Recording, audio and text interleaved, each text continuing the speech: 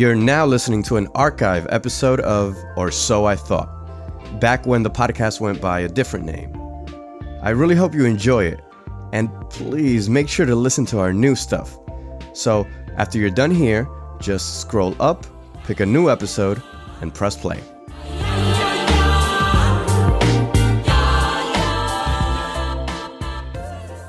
Ask any yoga teacher, and they'll tell you that the hardest pose in yoga is the one that gets you from your house to the yoga studio. Andre 3000 from Outkast said that when he writes a song, the only time-consuming part is getting that first line. Then the rest of the song kind of writes itself. As for literature, a young writer asked Ernest Hemingway for advice, and Mr. Hemingway replied, "Bleed in the first line." Now, I understand why he said this, but I think that's a lot of pressure to put on a novice who simply needs to get to writing. Hemorrhage or no hemorrhage. We're in the second week of this new year, so I figured this would be great timing for this episode. Because if you're like me, then you're probably already a week into quitting on your resolutions.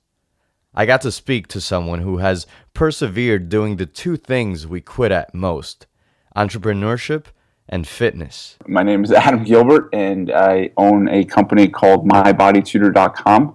We've been doing it since 2007.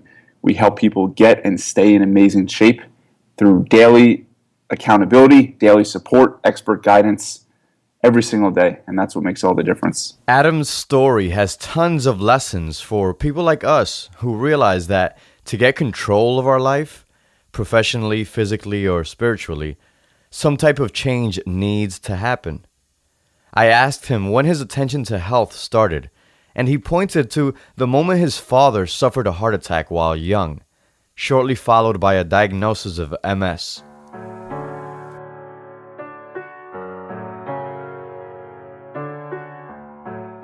So seeing him kind of get worse throughout the years, unfortunately, really impacted me a lot.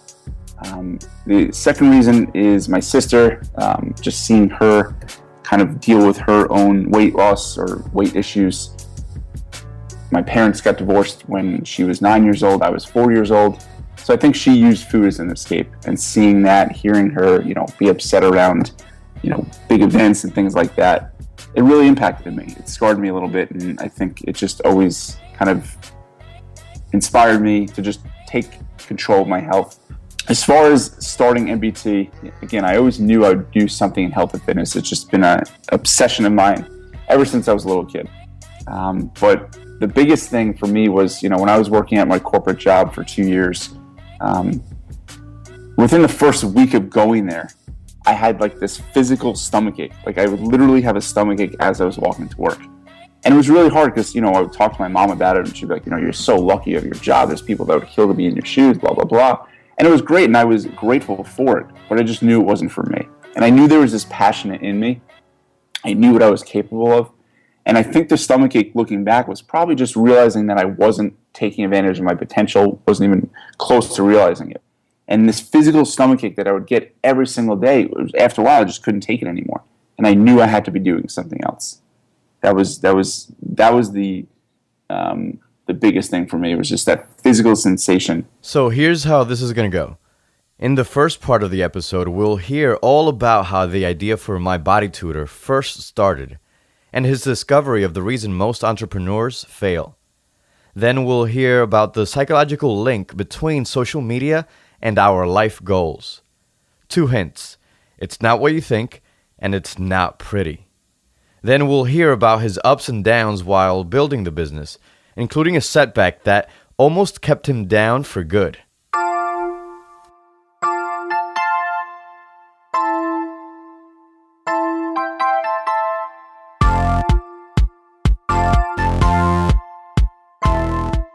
Adam's entrepreneurship story starts not unlike many of the big successes we hear in the media, with passion, a willingness to help, and a humble purpose. At corporate America, in my job, I was always the go-to fitness guy. I was always giving partners and clients and colleagues advice. They just knew I was really into it.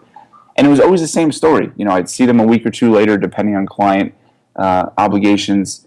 And I'd say, "How you doing?" And they would say, "Well, X happened or Y happened." It was, ultimately they got caught up with, a happy hour or their kids or, some TV show or work. And it wasn't that they didn't like the diet or exercise plan, because I gave it to them and they did like it. They just couldn't stick with it. And I realized that, there's a huge difference between knowing what to do. Again, they knew what to do. I gave them the roadmap, but they couldn't stick with it. They couldn't do it. They couldn't do it consistently.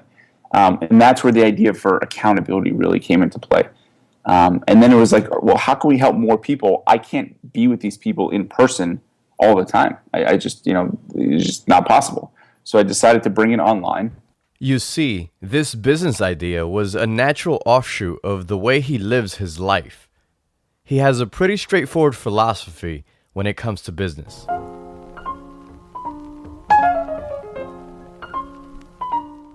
There's two types of entrepreneurs. You're either chasing, an opportunity, or you're chasing a calling. And I think a lot of people who are chasing opportunities, aka money, they burn out because they realize, they'll just go on to the next thing when it's about money. But when you're chasing a calling, when it's something you have to do, when it's something that keeps you up at night, then I think you have a massive advantage over everyone, because it's just something you're going to do anyway. And if you happen to get paid for it, awesome. And the way he gets paid is by marrying technology with simplicity. Yes, his business is high tech, but the secret sauce is that it's also high touch. I'm a big believer, especially in 2016, and even back then when I started in 2007, a lack of knowledge isn't so much the problem. It's really a lack of a consistent action. For the most part, we know what to do. Of course, we give our clients all sorts of tips and strategies and frameworks and all sorts of ways of thinking, etc. But it's really about consistent action, and that's the hard part. And this struggle isn't made any easier by the fact that our decision making when it comes to our health goals is twisted and broken. The diets that we try to follow are not sustainable in the first place. And yes, we're talking about dieting right now, but this can be applied to any aspect of life. So in this case, if the diet you're trying to follow is not sustainable, then you're doomed from the start. It sounds like common sense, but it's not common practice, right? You can only follow a cookie diet or a shake diet or a grapefruit diet or some ridiculous diet for so long. It has to be sustainable. So one of the things we do when the client signs up is we give them a very practical, very sustainable, and most importantly, a healthy diet plan for them. Ultimately, a way of life, something that they can follow for the rest of their life. And the question I always encourage people to ask themselves is, can I see myself doing this in 5 years from now, right? And again, this is, we're talking about dieting, but this applies to any change. If you're trying to, let's say you want to start reading, let's say you want to start exercising, let's say you want to start, reaching out to people. Don't start with, 2 hours a day or 3 hours a day. That's just not sustainable. Start in a way that is, a way that you can actually stick with.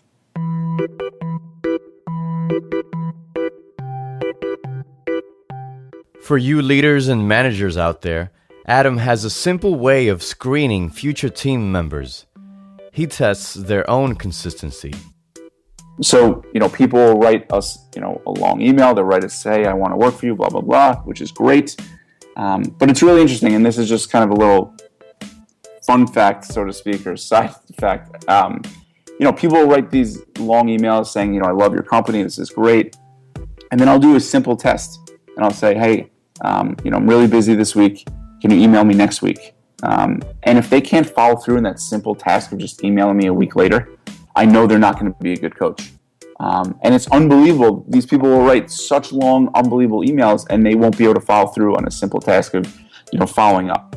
So that's a little, we have a lot of ways to kind of test if we think a coach is going to be good. But that's just a simple test right off the bat, because I don't want to waste my time. I certainly don't want to waste their time.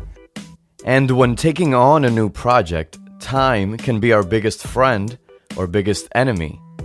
The magic happens early on, and the best way is to start small.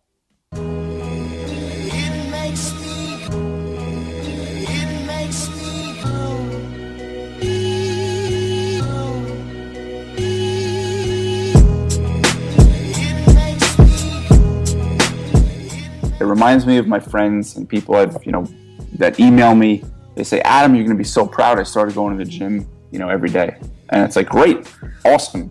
And then I asked them, how long are you going for? And it turns out, oh, I'm going for 2-3 hours a day. And I know that's going to lead to burnout. And I always write back, I'm like, well, why not, just start with less? And they're like, well, I feel like it's not going to do anything. But like I always say, the diet that you can stick with is the best diet in the world. And it's not really realistic to go to the gym for 2 or 3 hours a day. That's just not realistic. So gradual changes almost always beat out, massive overhauls. If you wind up trying to change everything at once, you're going to wind up changing nothing at all. Slow and steady almost always wins. Earlier, we mentioned that the magic formula for My Body Tutor is the accountability factor, having someone to support and guide you. But what is the best type of guidance?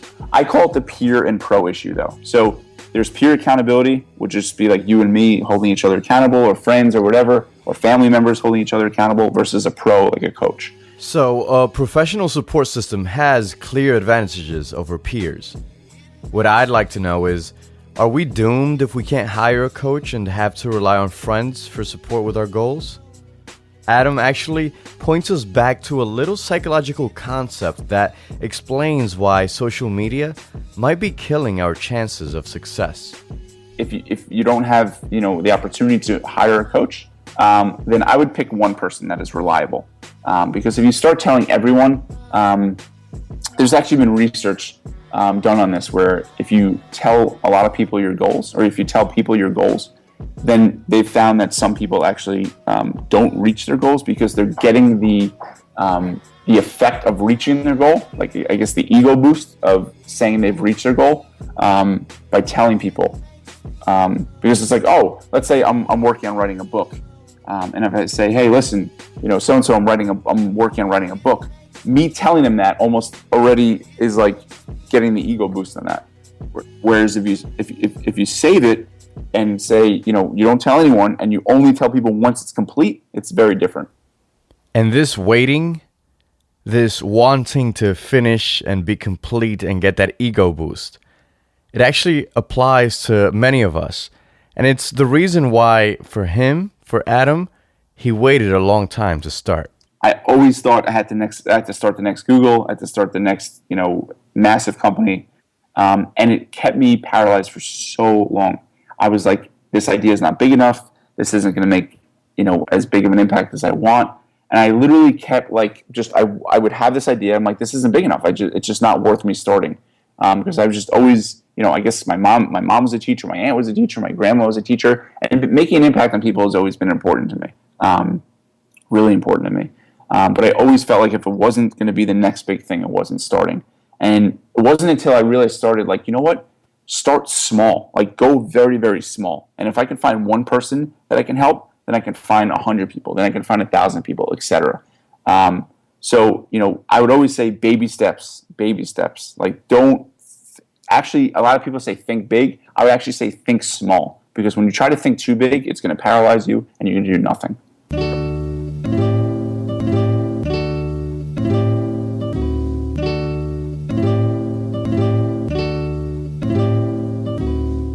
So Adam took his own advice and started My Body Tutor. He took the leap. But if starting small is the friend of progress, extremes are its enemy. He was working hard, actually, maybe too hard, in fact. He tells us his story of going overboard and how he forgot the very same principles that he started his business to teach others. It's interesting. So when I quit, my job, and I actually, this is a true story, I sat in my apartment. I sat at my desk for so long. I was sitting at my desk without getting up for about 18, 19 hours a day for months. And within 3 weeks of doing that, I actually somehow, I pulled something in my back. I actually shifted a disc in my back, and I couldn't bend down. And this was literally from sitting down. It was the weirdest thing ever. And I've never had that before. I've always been working out or all that. And it turned out it turns out I need to be getting up at least once every hour to walk around, take a sip of water, etc. Just kind of get up. And I was just sitting without getting up. Just because I wanted to make this work. So once I quit, I did not do any odd jobs. I just spent 18 to 20 hours a day working on My Body Tutor. It was not healthy, and it's quite ironic because I was helping people get healthy. But yeah, so that's the way I did it. Again, I don't recommend it, but that's the way I did it.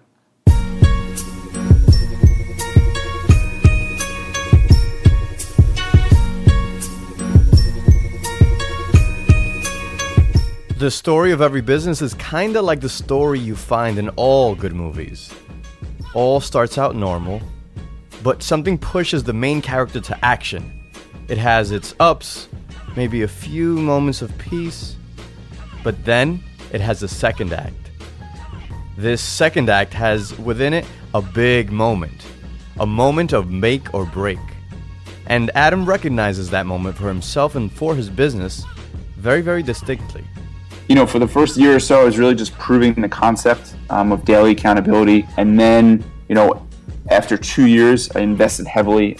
I kind of doubled down. And then we really redid our website. I actually made the website the first incarnation of the website I did. But then after 2 years, we, hired a firm. And then I also, invested in just really creating a customized application where people enter their food and exercise. So the first 2 years was proof of concept. Once I just had enough people saying this is really amazing, nothing has ever worked like this. Hearing it from all sorts of people who have tried everything. And to me, it's always, again, validate first, right? A lot of people want to invest, everything they have into something they don't even know it works. I thought this would work. I had a hunch it would work, but I wasn't actually sure. And that's the magic of starting small. It lets you validate and validate quickly. The wording he used says it all, doubling down. In order to double down, though, there first has to exist something to double. That would be your small start. And if instead you start doubling down from the gate, there might not be any more capacity when you've finally figured out what this damn project is really about. Just like there is a certain magic to starting small, a lot can also be said about the power of focus. We've offered the same product from day one. We offer 2 types of coaching plans, and that's it. We've had countless opportunities, to offer, supplements, food, books, all sorts of crap. In my opinion, it is crap. We've been laser focused on the one core offering because I truly believe that's what will get people the best results. And, ultimately results beget referrals, and that's how we've grown. And it's like, listen, you have the person who could be the best marketer for you. Work really, really hard for them. Make sure they get results. Your current customers are your best marketing tool. They are the ones who will praise you to their friends. They are your free sales force. Science has this concept called the Pareto principle, or the 80-20 rule. It states that 80% of our results come from just 20% of our inputs. In fitness, this would mean that 80% of your gym results come from the most effective 20% of your exercises. In business, 80% of a company's profit comes from its top 20% of customers. The issue is that you don't know who these are at first, so you must use your precious time and resources internally with all your customers until the top 20% show themselves. But let's not get ahead of ourselves here. The important part is that you first start on your goal. Pareto can wait. If you're still having problems now in January with starting and staying accountable, there's a little phrase that Adam likes to remind everyone about. I will leave you with 5 words for, entrepreneurs and people who want to start their own thing. And it doesn't have to be, your own business. It could be anything. And it's 5 words. And the words are, if not now, then when? If not now, then when?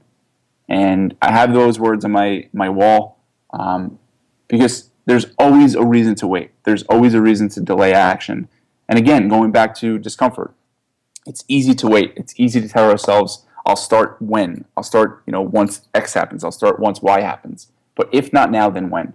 And the best predictor of our future behavior is our past behavior. And if you look at your past, do you usually start now or do you usually wait?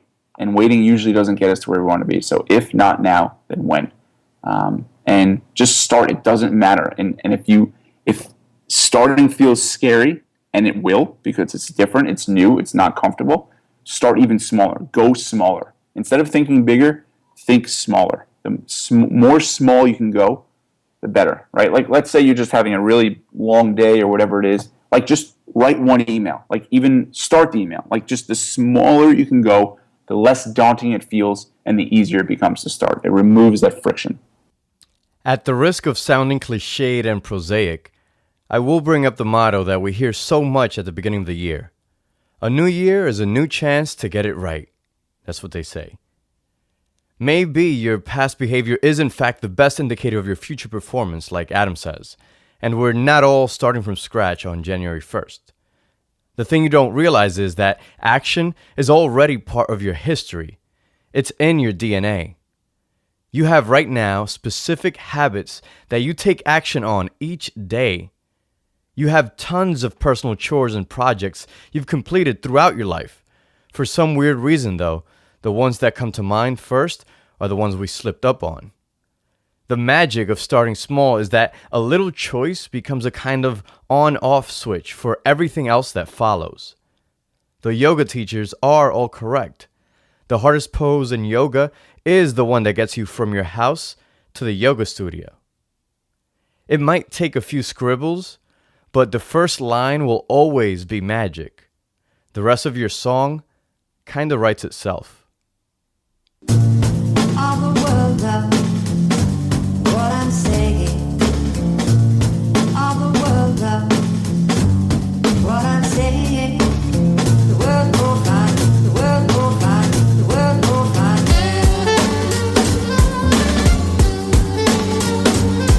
Go to mybodytutor.com. You can reach me there. You can always hit me up on Twitter. I'm on Twitter, mybodytutor as well. And if you're looking to take your health and fitness to the next level, if you've found yourself kind of yo-yoing for the last countless years or months or whatever, and you just really want to lose weight and keep it off for the rest of your life and just take control of that aspect of your life, which of course is going to impact every aspect of your life, reach out to me. I'm here to help. I'd love to help you.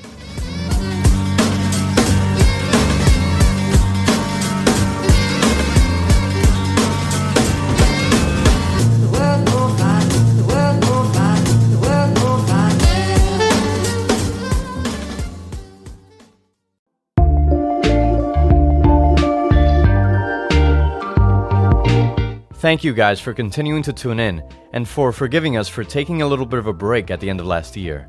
But now we're back and we're stronger than ever.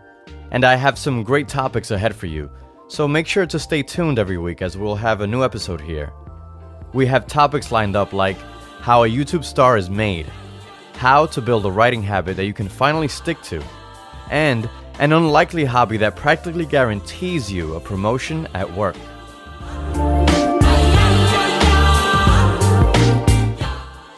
You've been listening to The Project Book. You can learn more at theprojectbook.net.